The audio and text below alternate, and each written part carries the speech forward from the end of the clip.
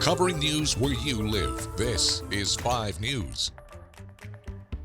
Well, thank you for joining us here for the latest news where you live. I'm Joe Ellison. We're getting a better look at suspects that police say are responsible for a robbery at King Tobacco Shop within the city. Now, this was on Sunday night. Police say they believe that the masked people that you see in these photos are responsible. If you recognize them from these security camera stills or have heard about what might be involved, call Fort Smith Police. They are offering a reward for tips that lead to arrest. Meanwhile, Fort Smith Police say they've identified the suspects in the Zell's jewelry store robbery. These images were captured from the store's surveillance systems.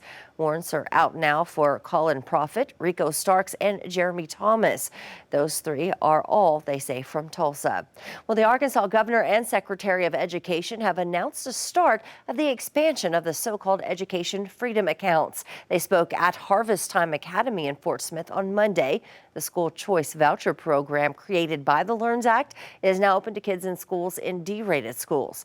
The accounts authorized around $6,600 for eligible students to spend on private tuition or homeschool materials. Last year, it helped about 5,300 kids in F-graded schools, as well as certain vulnerable families. As many as 1,400 students are now eligible, which is twice the number that were eligible last school year. Stephanie Davis says her grandson Elijah is in the 4th grade and has been coming to Harvest Time Academy since he was a year old. And now his education, she says, is at a 6th grade level.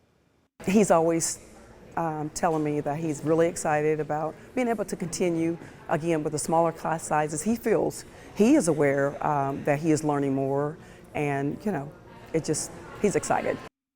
Well, CAPES, the group against the LEARNS Act, is responding to the governor's announcement, saying in part, quote, CAPES stands by that public tax dollars should be used only for public schools, adding, we believe public schools are the heart of each community and support diverse communities through public schools that are adequate, equitable, and inclusive.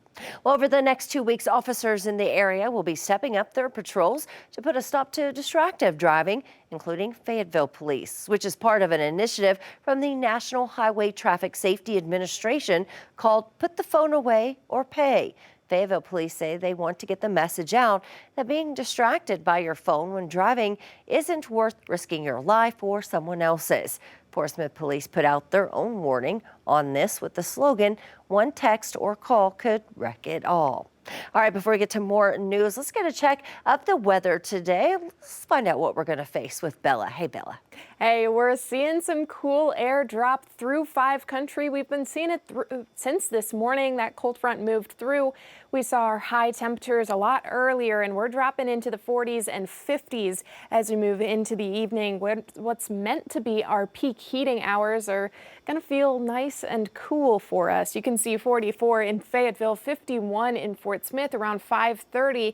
A lot warmer off to our east, but this cool air is just dropping things down for us. We'll really start to feel cold overnight tonight. We've got a few heavy clouds out over our head, just bringing a few light spotty showers maybe over the afternoon and evening. Not many of us will see those. Those are going to be very, very light drizzles, very quick, short-lived. We'll push these clouds out by later on this afternoon. You can see by around 8 o'clock, northwest Arkansas will start to see some clearer skies. Clearing those out by 10. 5 country will see clear days to come this week. More warm air trying to push in, but it's going to take some time because right now we're seeing strong, gusty northwest winds up towards 30 miles per hour over this afternoon, upwards of 25 throughout the rest of the day, not calming down until much later overnight when things start to really slow and calm for us. We had this low pressure system that moved through today, and that's bringing a lot more wind for the middle of this week. Once we get to the end of the week, high pressure is going to move in, warm things up for us. By Friday, you can see we're going to be back close to those 70s, upper 60s for northwest Arkansas, breaking into those 70s in the River Valley. All right, thanks for that, Bella. But right now, you can't buy liquor in Fayetteville on Sundays, but a group called Keep Our Dollars in Fayetteville, it says that they're collecting signatures because they want to change it. 5 News reporter Lauren Spencer brings us those details. We're not pushing alcohol.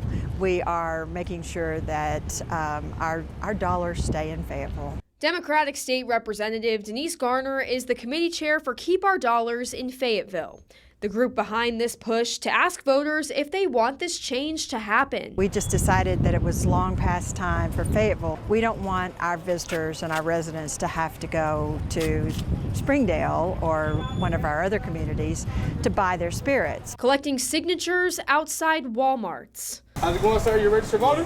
To get it on the November ballot. So it's an economic issue. We know that we are losing thousands of dollars every weekend, and so that adds up very, very quickly. As the college town welcomes visitors on the weekends, those behind the petition want to see that money back in the community. Tourism, to people come in Saturday for a game and then are in town Sunday. It's not just about revenue. She says Sunday alcohol sales could make things a one-stop shop. Chances are, if they're buying spirits, they're going to stop and get their groceries and their gas. The group even has Walmart on board, with the company saying it'll benefit their customers. They said in a quote, numerous jurisdictions in Arkansas currently permit Sunday sales, including the nearby city of Springdale.